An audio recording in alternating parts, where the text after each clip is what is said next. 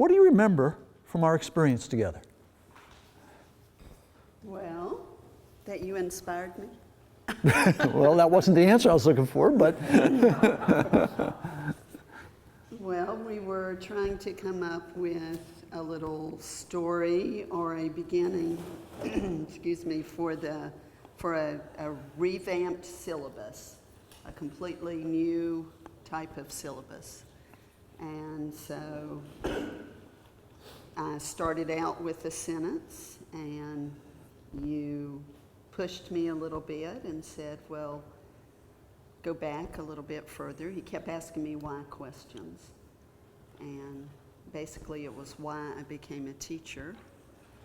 And so as I explored that a little bit, I finally got to the statement that because I like to see the light go on in students' eyes. What happened to you when you said those words?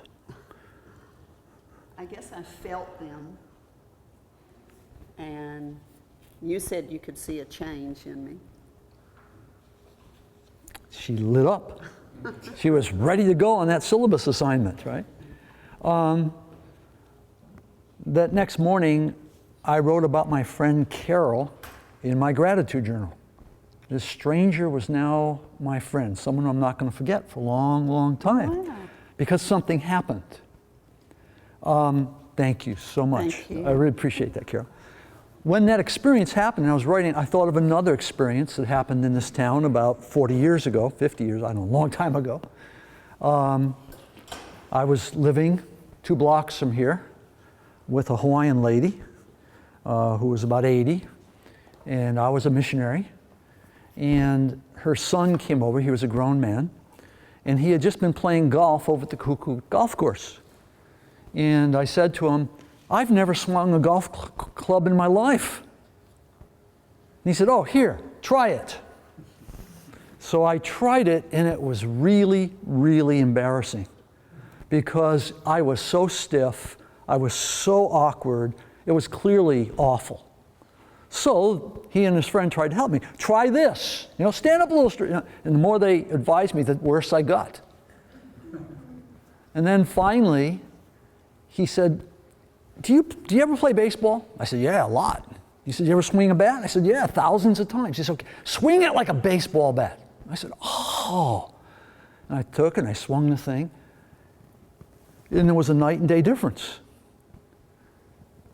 And he was just beside himself. He said to his friend, did you see that? Did you see that difference?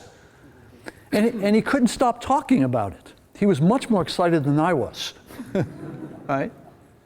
And here we are 40 years later, and I can still remember what he was feeling because he had said the words, swing it like a baseball bat, and then he saw something happen. How was that the same as Carol and I?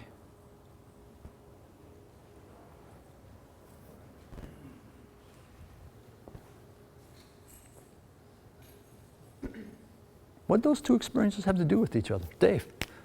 Well, she was trying to do something or being asked to do something that seemed to be new to her. And you told her basically, have you ever done this? Or why'd you do that? Do it like, swing it like a bat. Okay. And once she had it in terms that she was familiar with, then she could better understand how to do it even though at first it seemed like. Thank you so much. So I keep asking her why.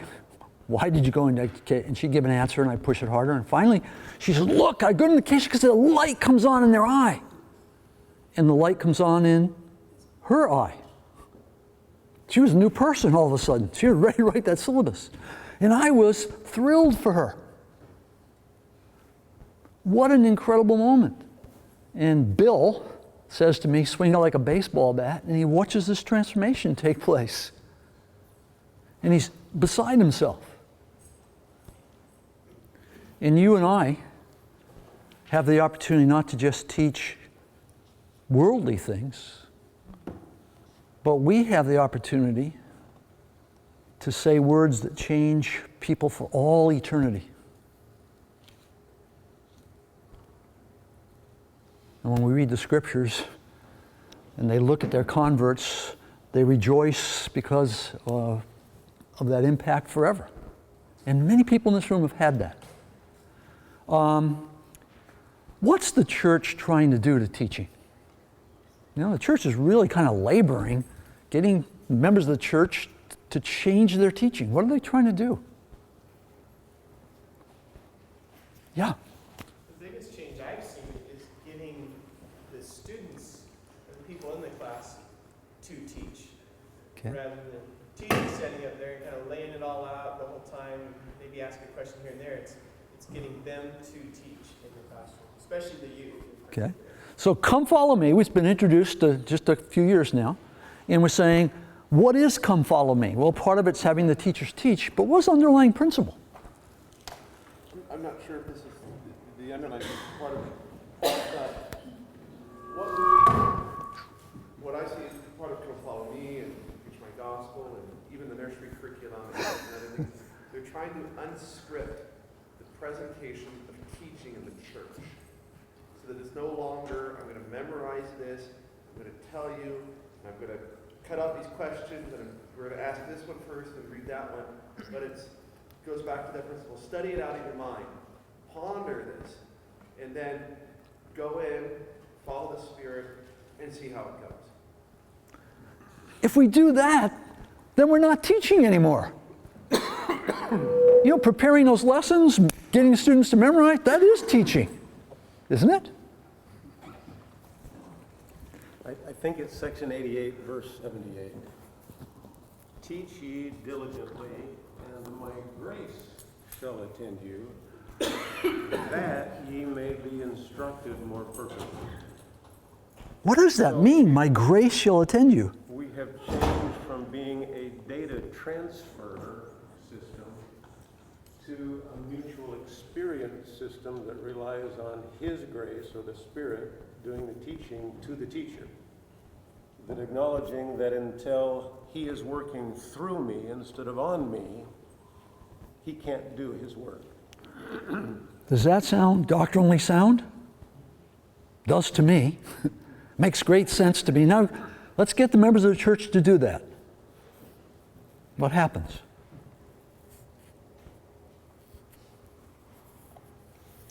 I don't want you anymore to transfer information. I'm not going to put information in their head anymore. We're going to create an experience around the grace of God. It sounds so sound to me doctrinally, but so you tell the members of the church to do that, what happens? Pride. What? Pride. What do you mean? We teachers love to be seen as knowing something no one else does.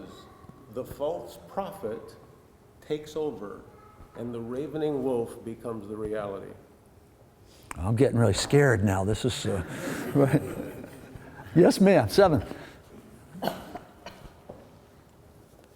think one of the principles I see with what you're trying to describe, you engage us this thing is to act and not to be acted upon.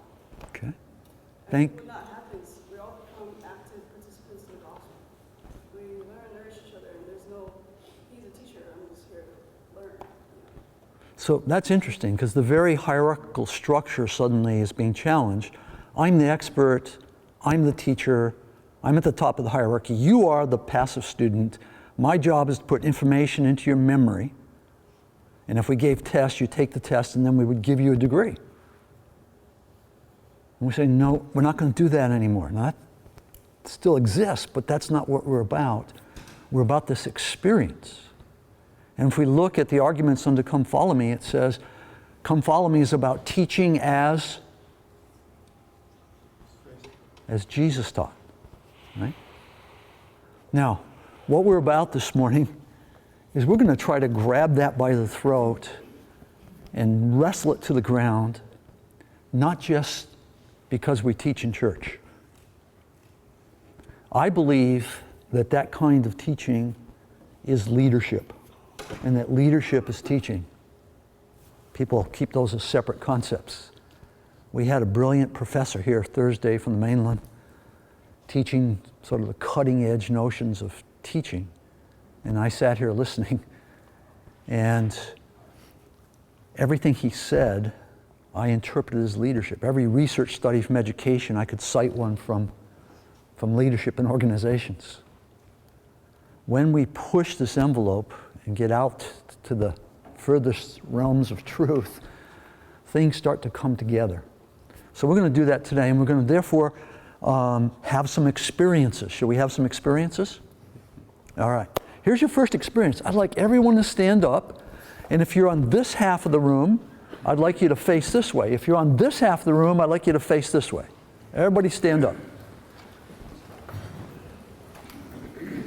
Okay, when I say go, I would like you to walk forward, find somebody you do not know, shake their hand, tell them your name very quickly. Hi, I'm John. Hi, I'm Sue. And then the two of you go find two other people you don't know.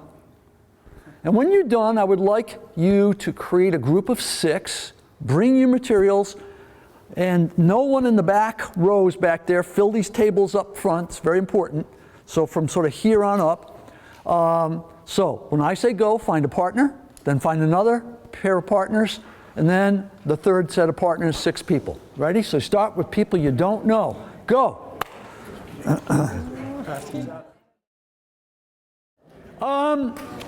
I've created some exercises for us to do today. Our time, as always, will never be enough, and so we'll keep adapting and recreating them as we go, but we'll keep a fast pace so we can keep moving. What question? Carol and I were sitting at one of these tables right here. The professor in front of the room said, I want you to create a positive syllabus, so I want you to create an invitation. She started working on that. She said, oh, I'm going to invite them to do this. I said, why'd you go into education? She gave an answer. I asked why, and we kept going until finally she said, when I see the light in her eyes, right? And when we knew we had the authentic purpose. And she was, after that, ready to write that syllabus, okay? I would like you to look at this first question on the inside first page. During the next few hours, what result do I want to create? And that's a hard question, because when I walk into a place like this to do something like this, I come in somewhat passively. You better be good, teacher, right? Would you write and answer that sentence? In the next 3 hours, what result are you going to create? One sentence. Okay, let's collect some of these. You don't have to, you can read it or you can just tell me in your own words. What did you write down? What is the result you're going to create today?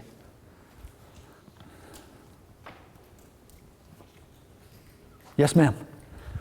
But I want to not be afraid, but I want to feel confident in teaching this new way, so I want to get rid of my fear. The result, oh, I love it.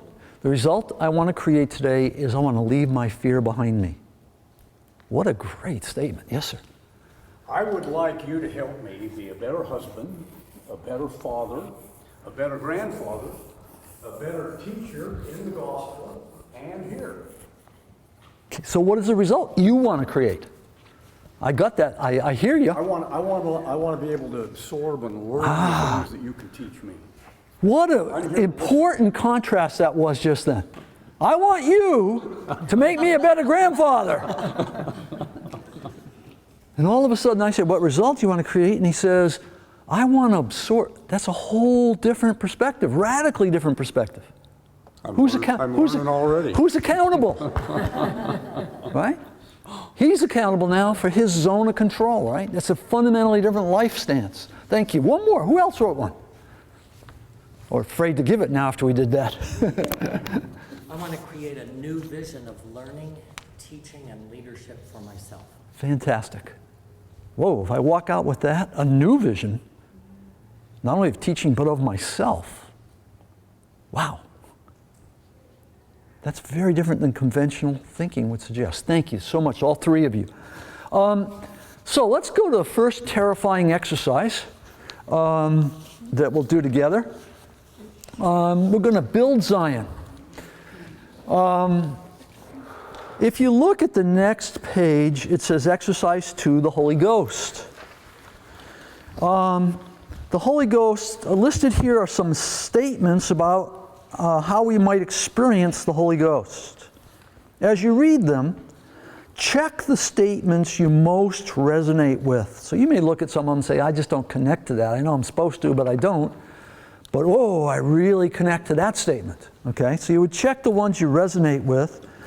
As you do, let the Holy Ghost bring important past experiences to your memory. So as you read these statements, if you start to resonate with it, listen to the Spirit, see if an event comes to your mind. I said, oh, Bill was playing golf, had a little experience with golf. Well, that's a memory that came to mind when Carol and I were interacting. So in the little space on the right, just jot down a keyword or two to help you remember the experience.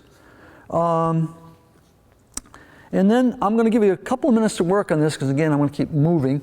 And then I'll interrupt and I'll give you the next set of instructions on this exercise. So please read, jot down the images that come to your mind. Okay, I'd like to interrupt at this point. If you would flip the page to the next page.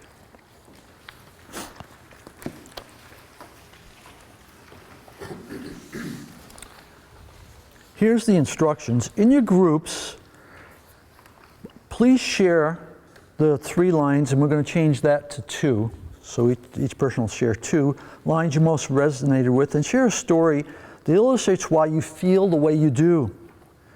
Go around the circle 2 times, sharing 1 story each time. Hold your stories to 2 minutes. Have someone be a timer. Take notes on the statements of your teammates. At the end, discuss these questions. So let me get the process first. Let's say he's number 1. So he's got 2 minutes. Someone's got their smartphone out with their stopwatch on it, and he gets 2 minutes to tell his first story. That means it's her turn. Now, if he tells a sad story, no one can cry, not allowed. If he tells a funny story, you can't laugh. You just take some notes on that story. Now, there's a reason for that in a minute. Now it's her turn. She's got 2 minutes, 2 minutes. Now, if someone tells a 6-minute story, that steals time from 2 people who don't get to tell their stories at the end, right? So 2 minutes is an important constraint. And so we're going to tell the stories. We're going to take notes on what our colleagues say. We're not going to give them feedback. Oh, I'm so sorry for that, or I'm so happy for you. We're going to, even though that feels appropriate, we're going to hold that and just take the notes, okay? When we're done, we're going to answer these questions. As a group, so this group of 6 people, as individuals, I missed the question. As individuals, what do we all have in common? Now you're sitting with a stranger, and maybe some other strangers, I hope. So when I look at this woman over here, what does she and I have in common? What do these other strangers at the table have in common with me? So that's the first question. Now that we've told our stories, what do we have in common that we think is really important? Number 2, as a group of people, not as individuals, how have we changed because of our discussion? In other words, right now we got 6 people who don't know each other. 30 minutes from now, when we ask the question, how are we different as a group? How is this group different than it was 30 minutes ago? That's the second question. And the final question is, in terms of teaching leadership and love, what's the most important thing you've had revealed to you in the last about 40 minutes instead of an hour? Okay? Questions, is that clear enough for you to execute on? All right, let's build Zion. It's time for you to lead. The way you lead is share your authentic self, to have the courage to do that. And these are core stories of your life that we're going to share, okay? So please go. I will stop in at tables and eavesdrop a little bit each time, but go ahead and start. We've got about 30 minutes.